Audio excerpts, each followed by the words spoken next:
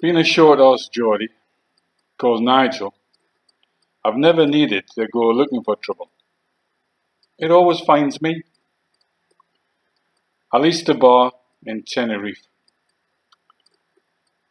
I see a man, a local Canarian man, take a child into the women's toilets. I've always protected children and always will. I went into the toilets to see what was happening. And there he is, injecting this girl with heroin.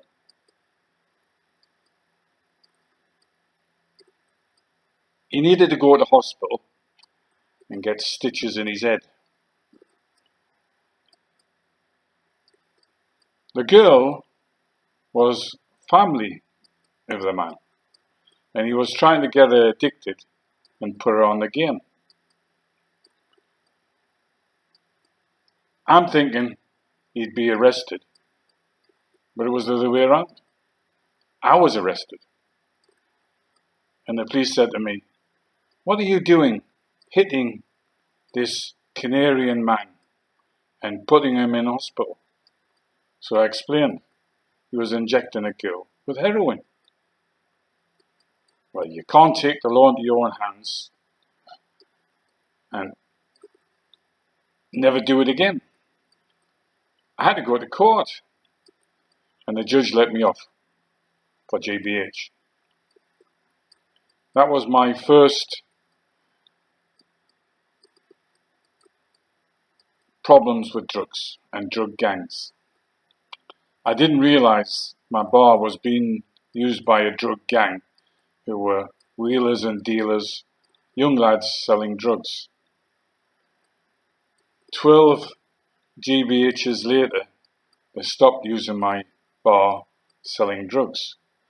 They'd send the hardest down to fight little old Nigel.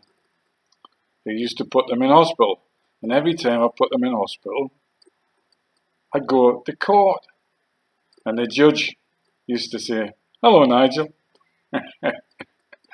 I laughed about it, but I wasn't going to allow people to sell drugs, as I was against drugs. I always have been. Now, the police took the side of the pushers, the sellers, and it raised the hairs on the back of my head. What's going on here? And later on, 6 Guardias Civil were arrested for supplying drugs to the gang. This is the problem with drug gangs. The little men are the pushers and the addicts. But behind that gang, which can be very ruthless, and they used to send them all down to me to fight me. I did get beat. They sent 4 down. And because I put 2 in hospital, I was injured as well, mind you. I may say I'm not Superman. So I got a little bit injured fighting for them. But I got a 2-year prison sentence, an equivalent to a £1,000 fine. And I'm proud of it. I'm proud of my 2-year prison sentence. One fortunate thing in Spain, you need 2 years and 1 day to go to jail. So I didn't have to go to jail. Drugs is a major problem now everywhere. I never witnessed it in the British Army. And I never witnessed it in my home where I used to live in Chesley Street. But now it's rife in all of England and in the British Army. But I got a good insight living in Spain, Tenerife, of how the drug system works. It's financed by the well-to-do. In Spain, near where I lived, they had a club for rich people. 20 of them got arrested because they had a syndicate where they put money in and they were given 10% interest on the money. So all these rich people were financing the purchase of drugs from Venezuela and places like that. So this is the higher level. The people think that you look up to, it might be your mayor, the chief of police, local businessmen. They are the financiers of the drug gangs. They stay well clear of the drugs.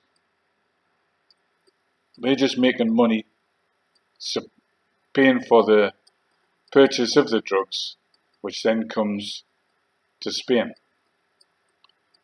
Now, I was sitting in a bar in southern Tenerife, and there's 12 guys, English guys, around the table. One I recognized, John Palmer, who was murdered in his home in southern England. And they were openly talking about a supply of drugs. John Palmer and his team were bringing drugs into the Canary Islands by sailing boats. There was a little community of hippies near a place called Los Gigantes.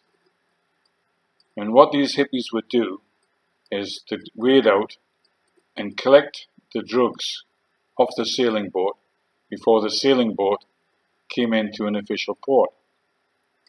This was all getting discussed. No hiding about it.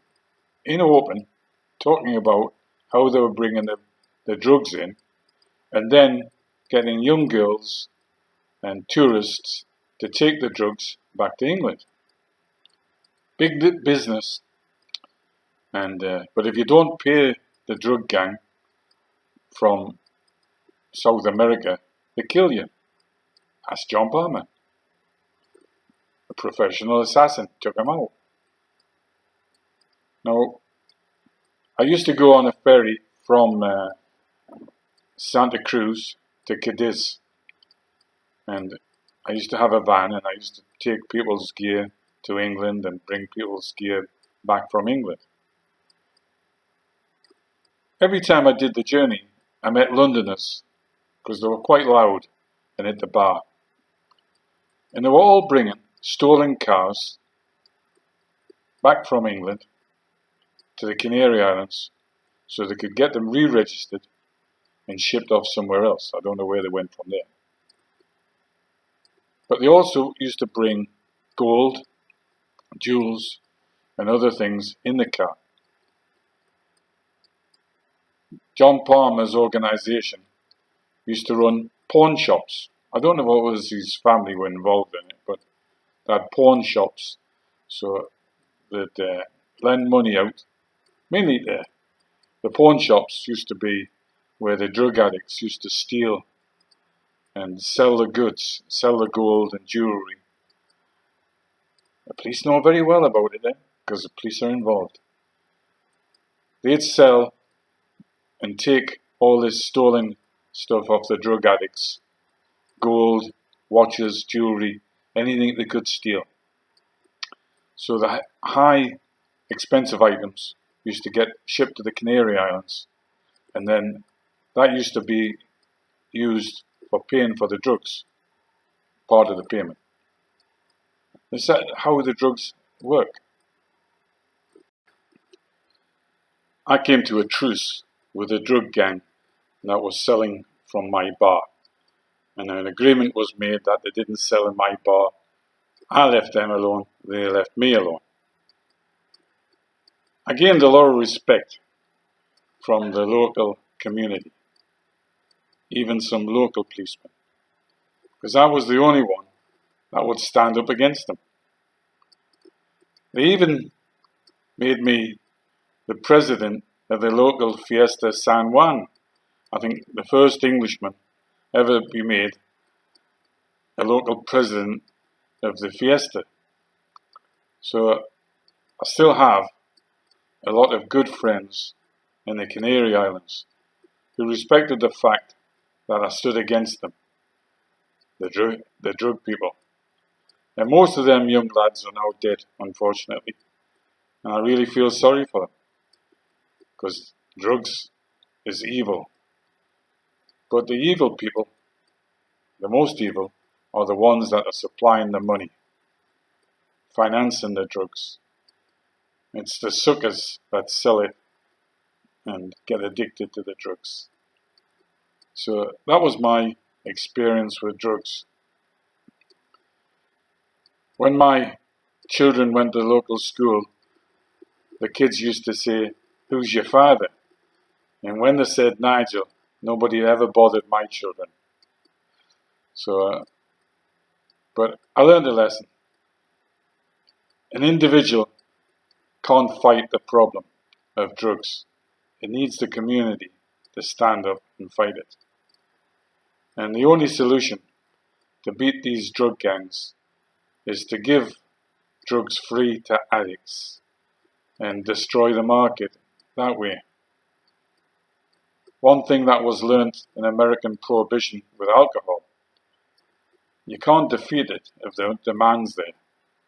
So you may as well make it legal and control it.